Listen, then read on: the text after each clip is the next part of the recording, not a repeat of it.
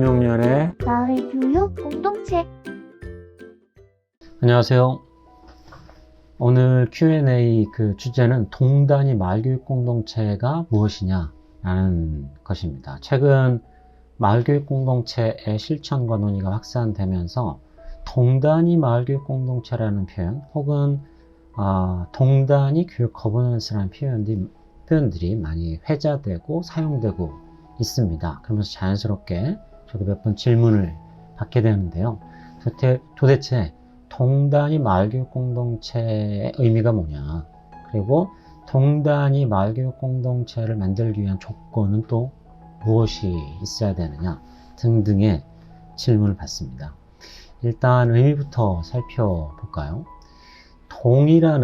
행정동이라는 그 말 속에는 이미 지역적 특성이 나타나죠. 그러니까 도시형이라는 겁니다. 농산어촌형이라면 읍면이 되겠죠. 그 동에 준하는 규모가, 물론 면적과 인구는 조금씩 다를 수는 있을 겁니다. 동단이라는 건 도시형을 의미하는 것 같아요. 또 지역의 규모도 결정하죠. 읍면동, 행정동으로서의 규모를 우리는 대충 알 수 있어요. 동 위에는 시군구라고 하는 기초지방자치단체가 있죠. 그래서 논산시, 오산시, 토봉구, 종로구 등등이 있는 겁니다. 그 위에는 광역지방자치단체죠. 서울시, 부산시, 대전시, 울산시, 혹은 충청남도, 전라북도, 경상남도, 강원도 등등이 광역 단위입니다. 그런데 광역 단위의 마을교육 공동체가 있느냐? 엄밀히 말씀드리면은 그건 지원 체계지 마을교육 공동체는 아니에요. 마을교육 공동체는 현실 속에서 어떠한 실천과 참여가 이루어져야 되는 겁니다. 그래서 그 공동체적 혹은 교육적 프로그램이 실제로 돌아가는, 실천이 움직여지는 그런 거를 의미하겠죠. 그런 의미에서 광역 단위나 혹은 기초 단위도요, 지원 체계 혹은 의사결정 체제가 있는 거예요. 마을교육 공동체를 위한. 그 자체가 마을교육 공동체가 되지는 않습니다. 그런 의미에서 보면 동단위 마을교육 공동체라는 건 마을교육 공동체가 실제로 형성되고 작동하는 첫 번째 단계라고 볼 수 있습니다.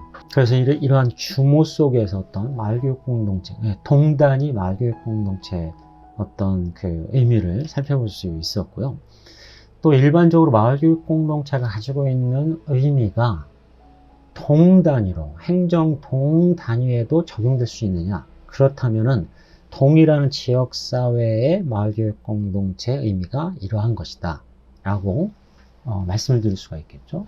제 책이나 유튜브를 통해서 마을교육 공동체의 일반적인 의미를 설명을 드렸습니다. 예를 들면 모두가 함께 키우는 것이다.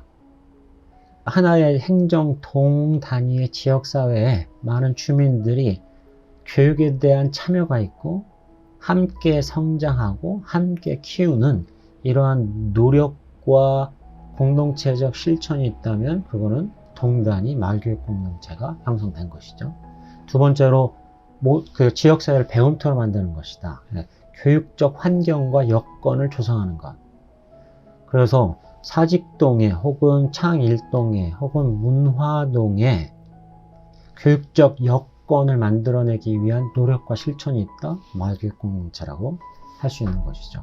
그리고 마지막으로 지역의 주민을, 청소년을 포함한 성인, 지역의 주민을 시민으로 키우는 것. 그래서 그들의 시민성이 지역 발전에 다시 기여하는 선순환적 구조를 가지고 있다면 그거는 동단위 마을교육 공동체가 있다 할 것입니다. 그래서 함께 키우는 것, 배움터가 되는 것, 시민을 키워내는 것, 이런 것이 동단위로 형성이 되어 있다면 그건 동단위 마을교육 공동체라고 할 수 있겠죠.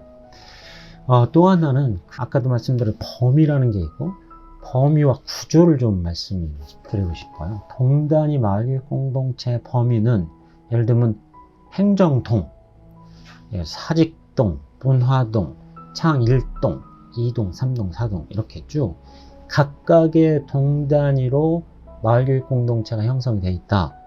행정동이다 라는 게 맞는 것 같아요. 하지만 행정동에도 규모의 차이가 있잖아요. 예를 들면은 어떤 동네는 인구가 5만이 넘는 곳이 있습니다.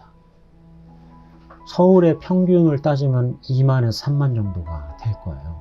3만을 넘어가기 시작하면 사람들의 공통의 이해관계를 갖고 참여를 하고 네트워크를 형성하고 알고 지냄이 있을 수 있느냐? 쉽지 않습니다.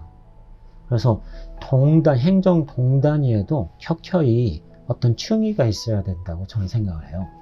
아까 광역, 기초, 동을 말씀드렸듯이 동 안에도 내가 살고 있는 생활권에 우리 동네의 교육적 현안은 우리가 해결해야 되겠죠. 그래서 동네 네트워크도 존재해야 됩니다.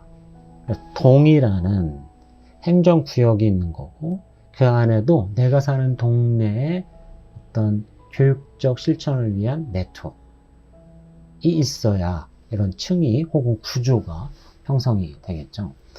행정동에는 보통은 3, 4개의 아마 초등학교가 있을 거고요. 물론 지역적 편차는 있겠지만요. 중학교가 하나씩 있을 거고 경우에 따라서는 고등학교도 하나씩 있을 겁니다. 이 모든 학교를 관장하는 행정동단위의 마을교육 공동체 필요하고요. 그 다음에 내가 살고 있는 동네에 중학교 하나, 초등학교 하나, 2개. 이 단위에서 같은 교육적 관심사가 있어요. 이해관계에 서로 얽혀 있어요. 또 우리가 논의해야 되고 결정해야 돼요. 그런 생활권 수준의 마을교육 공동체도 있어야 되는 겁니다. 그래서 행정동 단위 안에도 여러 개의 공동체적 네트워크가 있어야지 사실은 이러한 그 범위와 층위가 구조가 만들어질 수 있다고 설명드릴 수 있습니다. 그 다음에 동단위 마을교육 공동체를 만들기 위해서 어떤 조건들이 필요하느냐? 그동안 제가 설명했던 바와 다르지 않습니다. 예를 들면 사회적 자본이 있어야 된다. 서로 연대하는 네트워크 구조가 있어야 되는 거고, 그리고 신뢰할 만한 상호작용이 있어야 된다. 그거를 우리는 사회적 자본 혹은 교육적 자본이라고 설명을 드렸었죠. 그래서 행정동단위에 공통의 관심사를 해결하기 위해서 서로 연대하고 참여하고, 그리고 서로 신뢰할 수 있는 이런 사회적 자본이라는 토대적 역량이 있어야 되고, 이걸 만들어내는 것이 동단위 마을교육 공동체입니다. 두 번째로는 거버넌스 구조인데요. 그게 생활권이든 아니면 행정 동단위이든 우리의 교육적 현안을 해결하기 위해서 같이 논의할 수 있는 것, 참여할 수 있고, 그리고 의사결정할 수 있는 구조와 체계가 있다면은 그거는 교육 거버넌스가 형성된 거고, 마을 단위, 동 단위의 마을교육 공동체를 형성하기 위한 조건이라고 할 수 있을 겁니다. 그런데 이렇게 한번 질문을 던져볼 수 있겠죠. 생활권 수준, 내가 살고 있는 동네에서 의사결정을 한다고 해서 그게 거버넌스냐? 거버넌스는 더 큰 개념 아니냐? 라고 질문하실 수 있을 것 같아요. 맞습니다.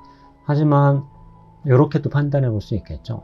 읍면동에는 주민자치회가 이제 설치될 수 있는 규모죠. 주민자치회라는 거는 사적인 모임이긴 하지만 그들의 행위와 그들의 의사결정은 다분히 공공성을 띠게 됩니다. 공적이죠. 사적 의사결정이 아니에요. 주민들이 모여서 내린 결정일지언정 그건 공공성을 갖는 겁니다. 그래서 실제로 있는 공적 영역, 그러니까 주민센터든 아니면은 시군 구청이든 이들과 파트너십을 형성할 수 있는 주민자치회가 있는 겁니다. 그 얘기는 의사결정을 하기 위해서 공적 영역과 사적 영역이 정기적으로, 주기적으로, 그리고 제도적으로 만남의 기회를 갖고 그러한 기회를 통해서 의사결정을 해나가는 시스템이 있다면 그거는 거버넌스라고 할 만하겠죠. 그래서 동단위 마을교육 공동체가 무엇이냐라고 했을 때 그 지역사회의 공동의 교육적 현안과 발전을 위해서 함께 참여하고 연대하고 신뢰하는 이러한 구조 속에서, 그러니까 사회적 자본 혹은 교육적 자본이라는 토대하에서 그들의 교육적 현안을 해결하는 거버넌스 구조를 갖게 돼야 되고, 그 거버넌스를 통해서 지역의 교육력을 실제로 높여나가는 공동체적 연대가 있다면 그거는 동단위 마을교육 공동체다라고 설명드릴 수가 있습니다.